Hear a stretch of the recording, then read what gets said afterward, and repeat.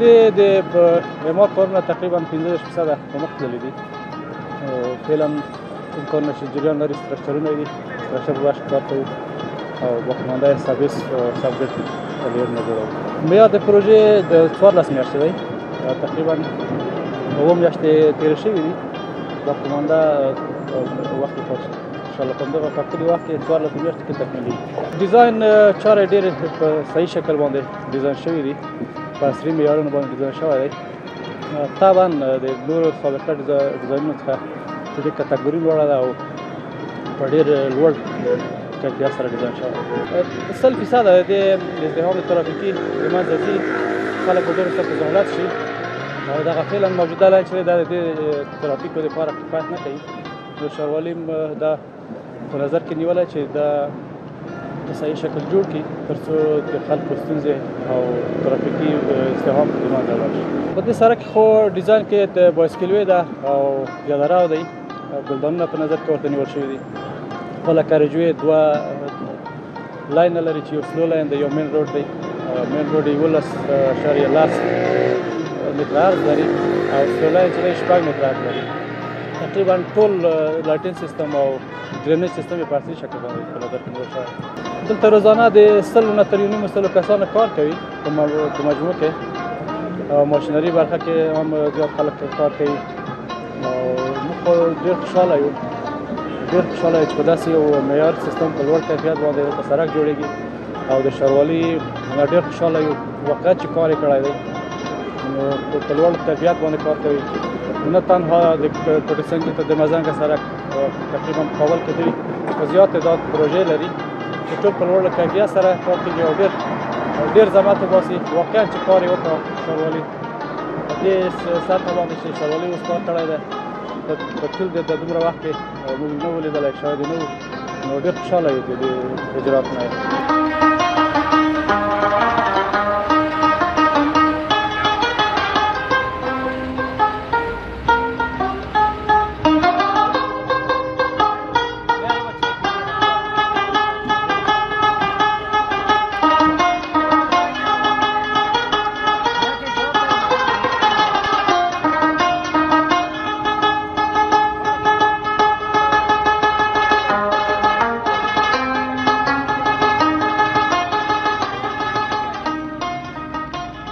دغه پروژه کې تقریبا زموږ د 2 میاشت چې لګي د پروژه کې کار کوي. هر څه خپل بخش دی، معلوم دی قالبکاران جدا دي، سیمټاوان جدا دي، کانکریټ والا جدا دي. ډېر خسته کیفیت باندې کار روان دی، ډېر خسته کار روان دی. انشاءالله ډېر په چټکۍ باندې کار روان دی او خپل همت کوو خپل وطن لپاره، زړه د اخلاصه کار کوو په ایماندارۍ سره.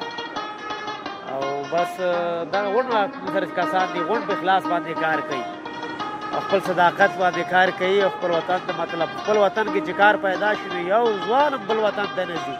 او مجبوري ده په وطن کې اګان کارونه دغه مجبور مطالب چې لاړ شي خپل بچو ته خپل مور پلار دپاره یو څه نفقه پیدا کړي. خو دلته کارونه لکه دغه دي دار چارې دی بوري کار را لختي کار خلاص شوی دی، اوس ډکن شروع کوو چتې او نور وروسته ورپسې پرکاري شروع ده لګیا دي لوډر او کار کوي. نو کار زموږ ډېر جدي دغه ده، صرف دا لختي کار معلوم دی چې ځکه دې کې واړه جوړونه دي د لختو دپاره، دا جنډونه نظر مشکلات جوړ کړي دي د لختو اوبو دپاره. دا خو سټنډرډ سړک جوړېږي که نه، سړک هوي جوړېږي، قوي سړک جوړېږي او ډېر د خپله کوم شرکت والا چې ډېر ښه کار کوي پې دقیق انجینران را دي، ښاروالۍ انجینران دي، خپل انجینران دي. نو کار ډېر په دقیق باندې ډېر په سرعت باندې کار روان دی، خپل ډېر توجه ورکوي.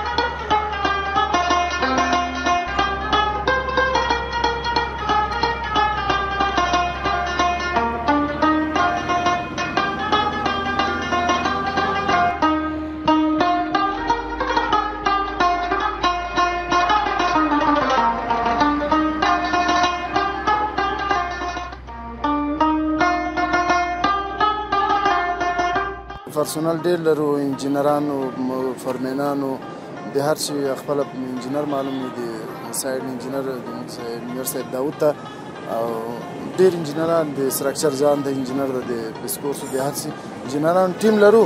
خو فلحال موږ بس 2 میاشتې قریب دماغ کېږي چې په دې پروژه کې کار ته مې دوام ورکړی ده، او زه خپله لګیا په سابګریډ او سابیس دا جوړول مربوط ما پورې کېږي. زه اوس فلحال په سابګریډ ټاپ باندې لګیا یم، چې سابګریډ ټاپ باندې لګیا یم، سابګریډ ټاپ جوړوم.